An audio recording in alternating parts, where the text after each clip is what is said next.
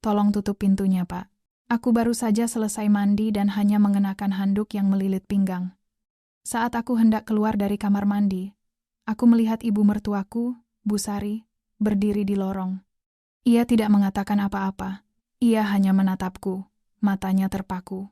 Bu, apa ibu melihatnya? Iya, tadi pintunya terbuka sedikit saat kamu mandi. Maaf, Bu. Saya pikir saya sudah menutupnya rapat-rapat. Tidak. Aku sengaja melihatnya. Ekspresi wajahnya terlihat begitu serius, bahkan sedikit aneh. Bu, ada apa? Ayah, mertuamu. Sudah 6 bulan tiada. Saya tahu, Bu. Aku sangat kesepian. Rasanya seperti mau gila. Ia melangkah satu langkah mendekatiku. Bu, tenanglah. Aku tidak bisa tenang. Aku melihatmu sebagai seorang pria, Raka. Tidak boleh, Bu. Saya ini menantu ibu. Aku tahu. Justru karena itulah ini semakin menyiksa. Matanya mulai berkaca-kaca. Tapi aku tidak bisa berhenti memikirkannya. Bu, tolong sadarlah. Aku sudah memikirkannya selama 6 bulan ini. Aku tahu ini salah. Ia melangkah lagi. Kini berdiri tepat di hadapanku. Tangannya yang sedikit keriput namun terawat itu gemetar. Tapi, kalau ukurannya sebesar itu, Bu, Raka, kamu juga melihatku sebagai seorang wanita, kan? Aku tahu dari tatapanmu saat itu. Aku terdiam. Aku tak bisa menyangkalnya. Itu benar. Aku tahu kita tidak seharusnya begini, kan? Tanyanya lirih. Aku tahu. Aku tahu. Ia mulai terisak. Tapi kenapa? Kenapa rasanya begitu sepi? Aku hanya ingin merasakan kehangatan sekali lagi. Sekali saja. Malam ini saja. Bu. Mulai besok, aku akan kembali menjadi ibu mertuamu yang biasa. Aku janji. Saat itu juga, aku merasakan benteng pertahananku runtuh perlahan. Apa ibu yakin? Tidak akan menyesal? Tidak. Tidak akan pernah. Besok, pasti akan terasa canggung. Tidak apa-apa. Aku sudah siap menanggungnya.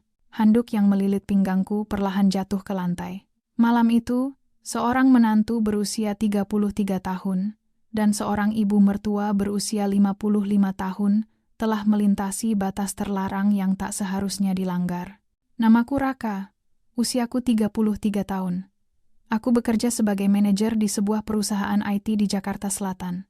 Kehidupanku sebenarnya biasa-biasa saja. Aku menikah dengan wanita yang kucintai, Maya, dan kami hidup bahagia di sebuah apartemen sederhana. Tapi setahun yang lalu, semuanya hancur berantakan. Maya meninggal dunia dalam sebuah kecelakaan lalu lintas yang tragis, di usianya yang baru 30 tahun. Semuanya terjadi begitu cepat dan tiba-tiba. Pagi itu ia berangkat kerja dengan senyum cerah seperti biasa, dan malam harinya, aku menemukannya terbaring kaku di kamar jenazah rumah sakit. Selama 3 hari masa pemakaman, aku seperti orang gila yang kehilangan akal. Aku tidak percaya ia benar-benar telah tiada. Ayah dan ibu mertuaku terlihat jauh lebih hancur dariku. Maya adalah putri tunggal mereka, permata hati mereka. Ibu mertuaku, Bu Sari, tak henti-hentinya menangis hingga matanya bengkak. Sementara ayah mertuaku, Pak Dharma, berusaha tegar, menahan air matanya demi menenangkan istrinya. Meskipun aku tahu hatinya hancur berkeping-keping. Setelah pemakaman selesai, aku kembali ke apartemen kami yang kini terasa begitu kosong dan dingin. Semua barang Maya masih ada di tempatnya. Gelas favoritnya di rak dapur, kardigan rajut yang sering ia pakai saat udara dingin tergantung di balik pintu, dan aroma parfum melati kesukaannya yang masih tertinggal samar di bantal tidur kami. Tapi Maya, ia tak ada lagi di sana.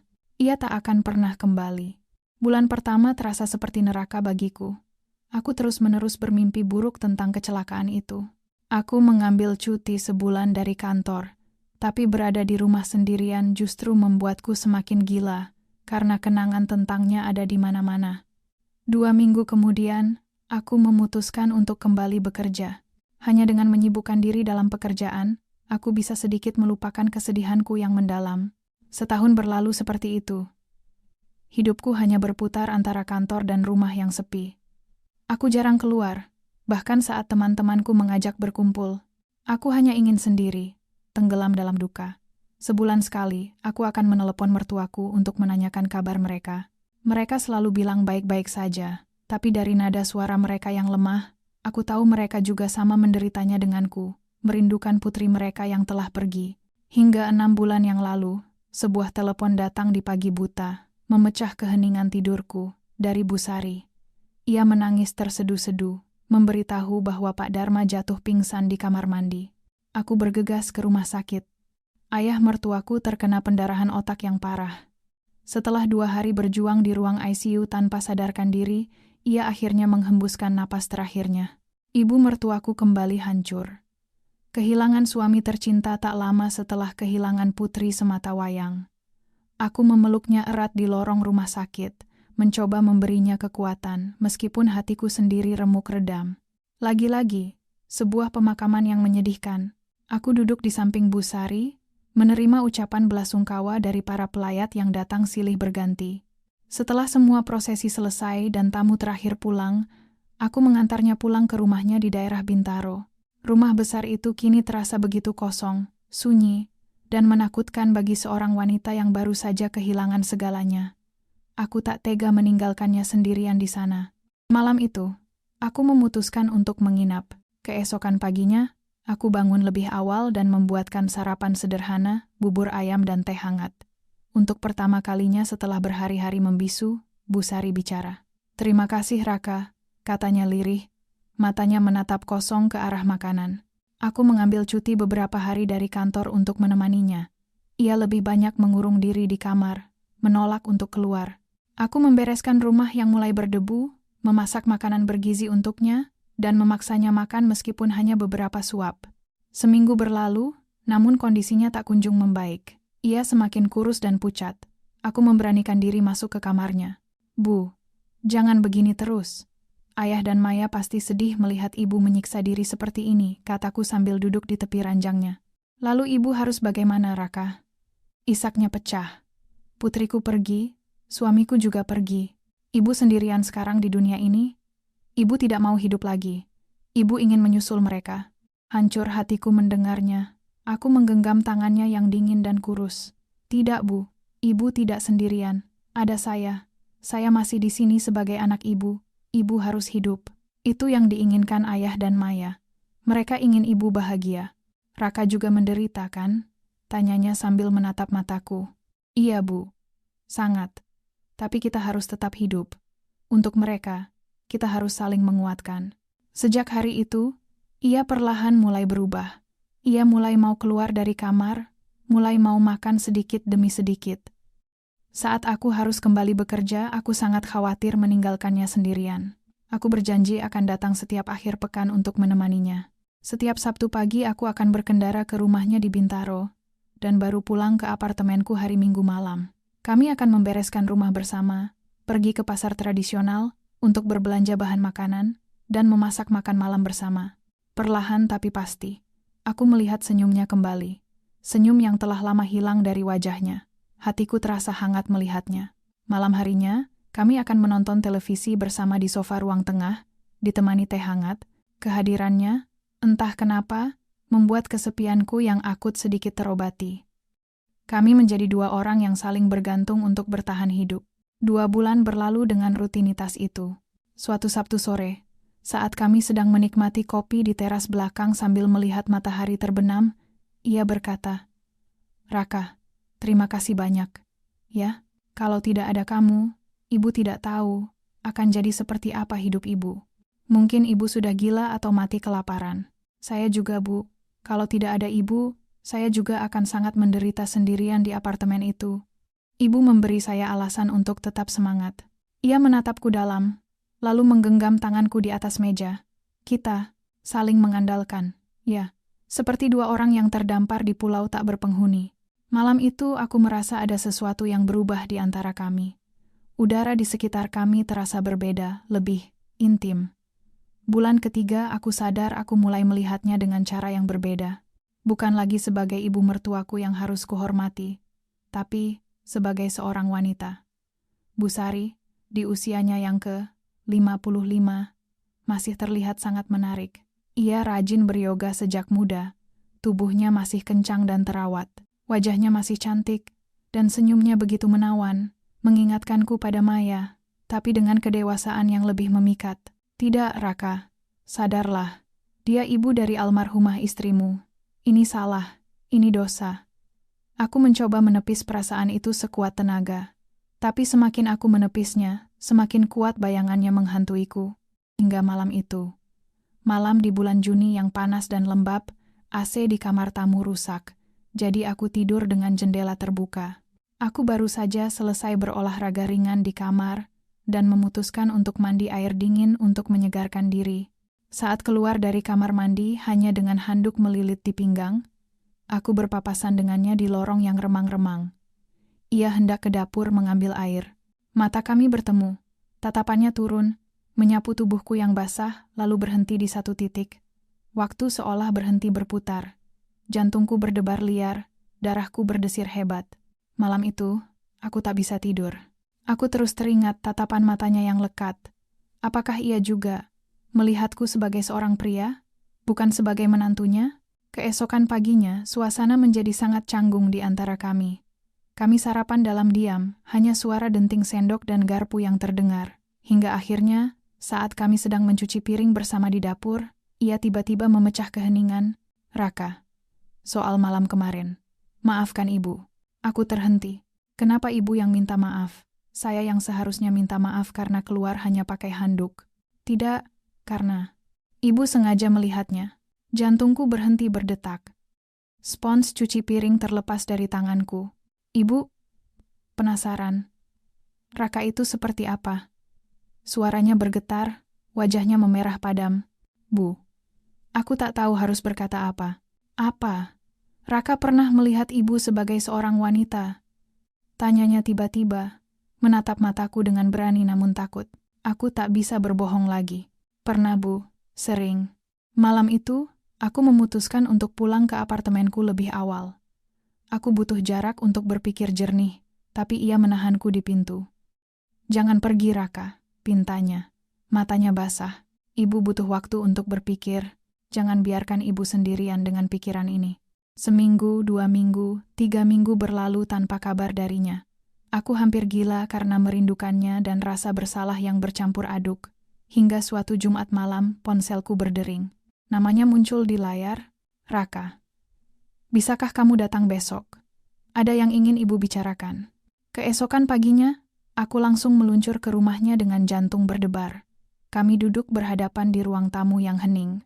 Raka, ibu sudah berpikir panjang selama 3 minggu ini, katanya. Suaranya tenang namun menyiratkan ketegangan. Ibu, menyukaimu, bukan sebagai menantu, tapi sebagai seorang pria. Napas saya tertahan. Pengakuan itu begitu mengejutkan namun melegakan. Saya juga, Bu. Sejak lama saya merasakan hal yang sama, tapi saya takut. Lalu, bagaimana sekarang? Tanyanya dengan mata berkaca-kaca, menanti jawabanku.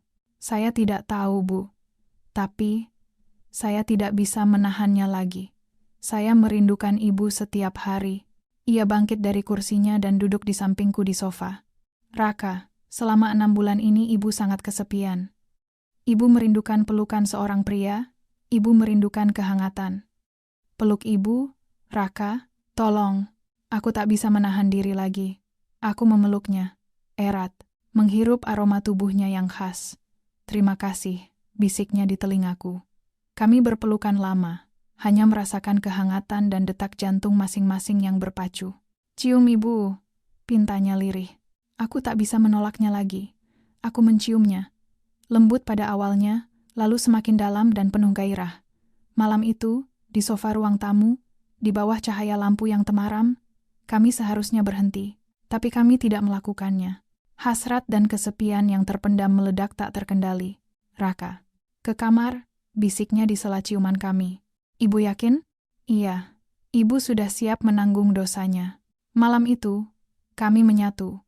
Di atas ranjang yang dulu ia bagi bersama suaminya. Kini ia bersamaku. Ia menangis dalam pelukanku. 6 bulan, Raka. Baru kali ini ibu merasa sebahagia ini. Ibu merasa hidup kembali. Saya juga, Bu.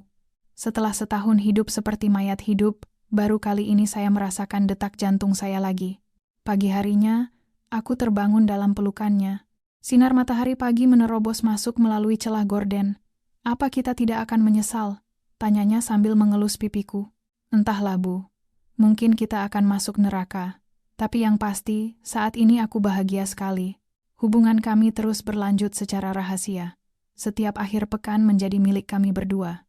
Kami bahkan pergi berlibur bersama ke puncak, menginap di sebuah villa terpencil dengan pemandangan gunung yang indah. Di sana kami merasa bebas. Kami berjalan di tepi pantai, berpegangan tangan layaknya sepasang kekasih, dan berciuman di bawah cahaya bulan, tanpa takut ada yang melihat. Hingga suatu hari, ia berkata dengan wajah serius, "Raka, kita tidak bisa terus sembunyi seperti ini. Ibu tidak mau hidup dalam kebohongan. Ibu ingin orang-orang tahu tentang kita." Aku terkejut. "Tapi Bu, orang-orang akan menghujat kita. Keluarga besar. Aku tidak peduli apa kata orang. Aku tidak peduli dengan keluarga besar yang tidak pernah peduli pada kesepianku. Aku hanya ingin bersamamu secara sah." Kami pun memberanikan diri untuk go public. Tentu saja, badai datang. Kerabatnya marah besar, mengata-ngatai kami tidak tahu malu. Teman-temanku menganggapku gila karena memacari ibu mertua sendiri. Tapi kami bertahan. Kami saling menguatkan. Karena kami tahu, di dunia ini, hanya kami yang saling memiliki dan memahami. 6 bulan setelah kami membuka hubungan kami memutuskan untuk tinggal bersama. Aku menjual apartemenku dan pindah ke rumahnya. Setahun setelah pertemuan pertama kami yang mengubah segalanya di lorong itu, aku melamarnya dengan sebuah cincin emas sederhana. "Bu Sari, maukah ibu menghabiskan sisa hidup ibu bersamaku, menjadi teman hidupku, bukan lagi ibu mertuaku?" Ia menangis haru. "Iya Raka, aku mau bersamamu sampai mati." Sebulan kemudian, kami mendaftarkan pernikahan kami di KUA. Tidak ada pesta mewah, hanya akad sederhana. Kami kini resmi menjadi suami istri yang sah di mata hukum dan agama. Pria 34 tahun dan wanita 56 tahun. Mantan menantu dan mantan ibu mertua. Sebuah pasangan yang aneh bagi dunia, tapi sempurna bagi kami. "Sayang," panggilnya suatu malam saat kami berbaring di ranjang, menatap langit-langit kamar. "Iya sayang, rasanya aneh dipanggil seperti itu olehmu. Dulu kamu panggil aku Bu, biasakanlah. Kamu kan istriku sekarang, bukan ibuku lagi." Kami tertawa bahagia, suara tawa yang mengisi rumah yang dulu sunyi itu. Aku tidak pernah menyangka akan menemukan cinta lagi setelah Maya tiada. Apalagi dengan ibu mertuaku sendiri. Tapi cinta memang aneh dan misterius. Ia datang tanpa diundang, di tempat yang tak terduga, meruntuhkan semua logika dan batasan moral manusia. Dan aku tidak menyesalinya sedikitpun. Karena bersamanya, aku menemukan kembali arti hidup, harapan, dan kehangatan yang sempat hilang.